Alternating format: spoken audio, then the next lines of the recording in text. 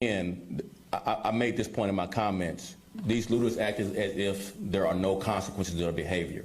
And they based it on what happened previously, that we made a lot of arrests during May and June.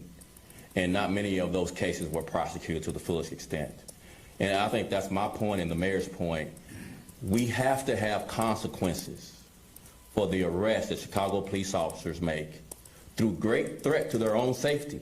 They're being shot at to make these arrests. And these looters, these thieves, these criminals are emboldened by no consequences in the criminal system. They get released. Many charges get dropped. And so they feel emboldened to do it more. That is not a consequence of the officers not making the arrest. The officers are making the arrest. The consequences are once prosecution and sentencing comes up, there's no consequence. So we would argue that let's have the criminal justice system here deliver a strong message to these criminals that there will be consequences for your behavior.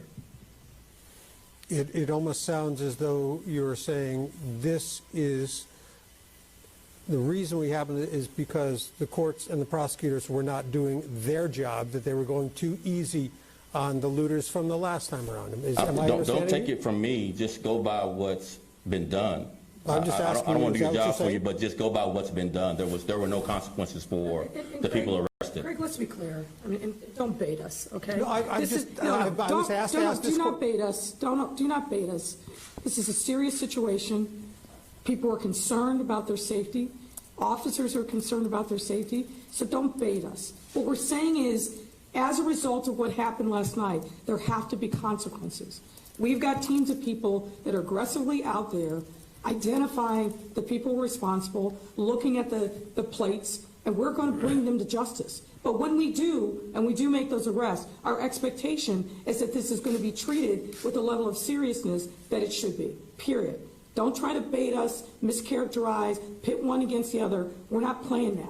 We are in a serious situation here, and we need a serious response. That's what we're saying, period.